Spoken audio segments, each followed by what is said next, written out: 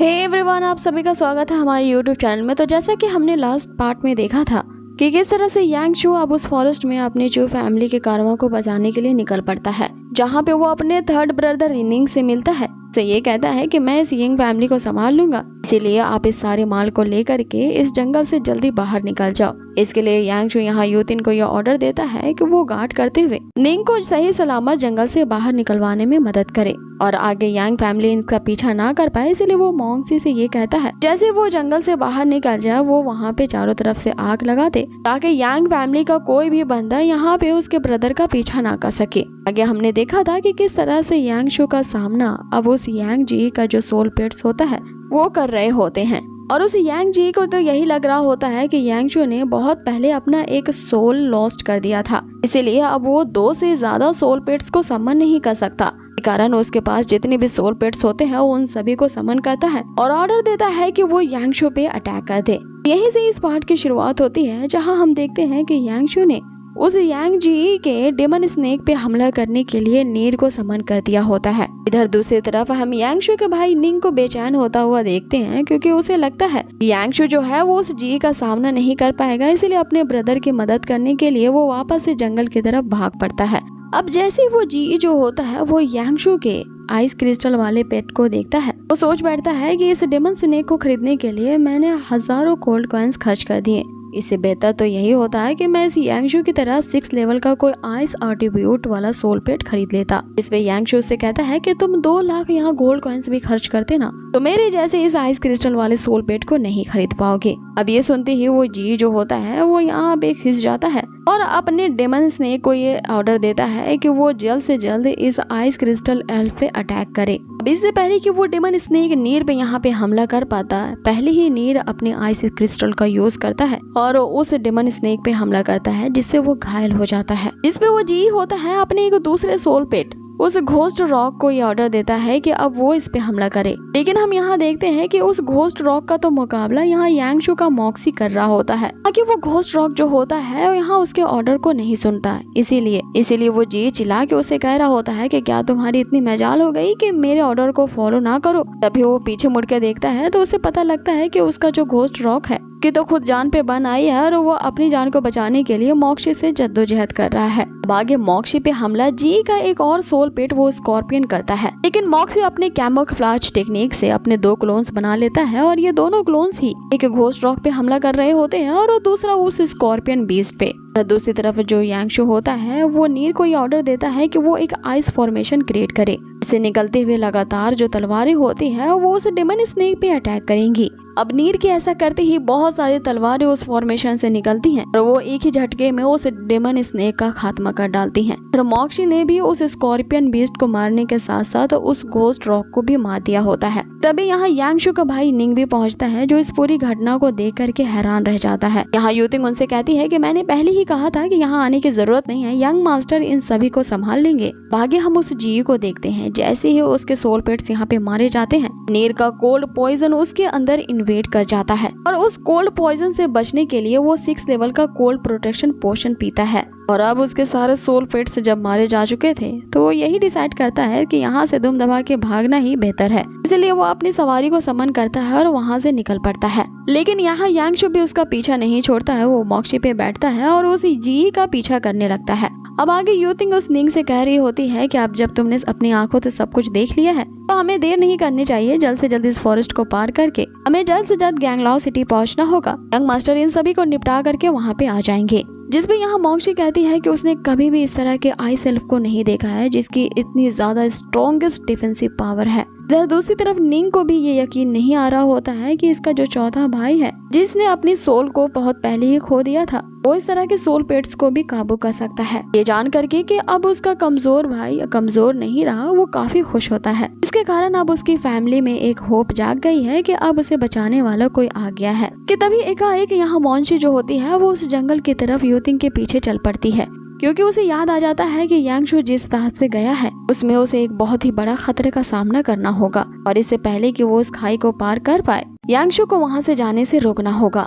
अब ये दोनों भी यहाँ मोंसी के पीछे जाते हैं आगे हम देखते हैं कि यांगशु जो होता है अभी उस जी का पीछा कर ही रहा होता है और यहाँ पे उस यांग जी ने जानबूझ करके यांगशु को अपने पीछे उस क्लिफ के पास ले आया होता है, क्योंकि उसे पता था कि इस क्लिफ के पास आने का मतलब मौत पक्की है। लेकिन यहाँ यांगशु अभी भी नहीं रुकने वाला था। वो उस जी का फॉलो करते हुए मोक्शी को उड़ने का ऑर्डर देता है। यहाँ मोक्शी हवा में एक तेज छलांग लगाता है और उस जी पे हमला करता है, जिससे वो जी अपने सवार समेत जलने लगता है और तेजी से नीचे गिरने लगता है। अब यहाँ यांगशु ने उसका काम तो तमाम कर दिया होता है, लेकिन तभी उसे याद आता है कि वो तो उसी खतरनाक क्लिफ पे पहुंच चुका है, जिसकी ग्रेविटेशनल फोर्स जो होती है वो यांगशु को अपने नीचे खींचने लगती है। इस खिंचाव के कारण यांगशु तेजी से नीचे गिरने लगता है। तभी वहाँ पे यांगशु को आवाज देते हुए निंग और मोंगसी भी पहुँच जाते हैं। अब आगे यूतिंग वहाँ पे आती है और उन सभी से पूछती है कि अब हम लोग यहाँ पे आ गए हैं तो यहाँ से कोई और रास्ता है उस गैंगलॉन्ग सिटी की तरफ जाने के लिए। इस पे निंग उसे बताता है कि गैंगलॉन्ग सिटी की तरफ जाने का तो रास्ता है,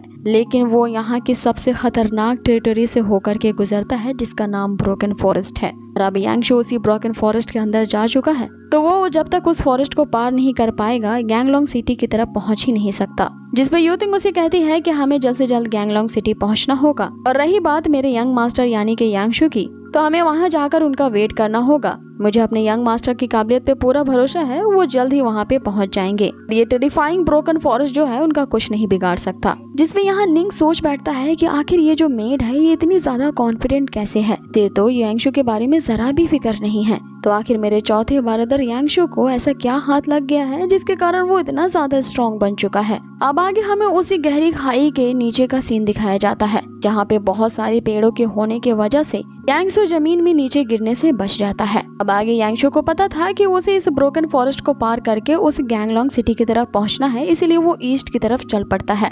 लेकिन वो रास्ते में यहाँ मोक्शी को ये भी बताता है कि इस ब्रोकन फॉरेस्ट के बारे में उसने सुन रखा है कि यहाँ पे बहुत सारे ऐसे बीस्ट रहते हैं जिन्होंने अपने मास्टर के साथ कॉन्ट्रैक्ट को तोड़ दिया है। हो सकता है कि यहाँ हमें कोई हाई क्वालिटी का सोल पेट मिल जाए जिसके तुम अभी सुचेबल पार्टनर बन जाओगे।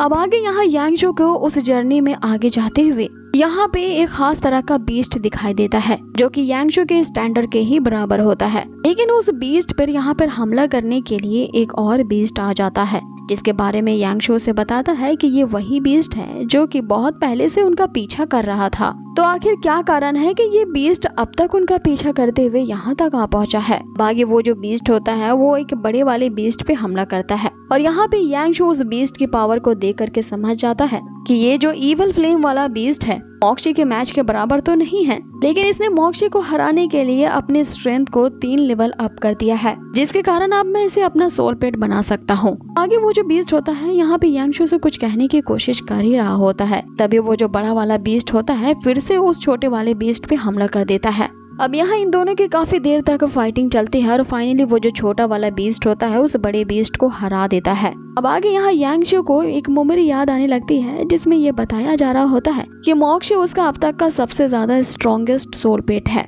जिसे नॉक डाउन तो किया जा सकता है लेकिन उसे कोई भी हरा नहीं सकता। जब तक उसकी आंखें खुली हुई हैं तब तक वो अपने मरते दम तक फाइटिंग करता ही रहेगा। अगर मोक्शी और ये जो बीस्ट है वो पार्टनर बन जाए तो यहाँ यांगशु की ताकत 100 गुना ज्यादा बढ़ जाएगी। इसलिए यांगशु जो है उस बीस्ट को अपना सोल पेट बनाने के लिए उसके सामने एक सोल कॉन्ट्रैक्ट रखता है, लेकिन वो जो बीस्ट होता है वो इस सोल कॉन्ट्रैक्ट को एक्सेप्ट नहीं करता और आगे चला जाता है। अब यहाँ मोक्शी उसे मनाने की तो कोशिश करता है, जिसपे यांगशु उसे कहता है कि हमें तुम्हारे लिए एक पार्टनर चाहिए, ना कि कोई गुलाम चाहिए। और लगता है कि इस बीस्ट का जो पहले का मास्टर होगा वो उसने इसे छोड़ दिया है, इसीलिए वो मेरे जैसे ह्यूमन से यहाँ मुंह फेर रहा है, क्योंकि उस बीस्ट के मास्टर ने पहले इसके सोल कॉन्ट्रैक्ट को बुरी तरीके से तोड़ दिया था, इसीलिए वो ह्यूमन से काफी ज्यादा निराश है। अब आगे यांगशु उस बीस्ट को यहाँ समझाने की कोशिश भी करता है कि सारे ह्यूमंस एक जैसे नहीं होते हैं, और अगर तुम मेरा सोल पेट बनने के लिए एक्सेप्ट करते हो तो ये कॉन्ट्रैक्ट साइन कर लो, मैं तुम्हें कभी भी अबैंडन नहीं करूंगा। ये सोल कॉन्ट्रैक्ट के साइन करते ही तुम कई ज्यादा गुना स्ट्रॉन्गर बन जाओगे। लेकिन वो जो बीस्ट होता है यांगशु को एक नहीं सुनता और वहाँ से चला जाता है, जिसमें यांगशु से कहता है कि मैं तुम्हारे यहाँ फैसले को रिस्पेक्ट करता हूँ, इसीलिए मैं तुम्हें अपना सोल पेट बनाने के लिए फोर्स नहीं करूंगा।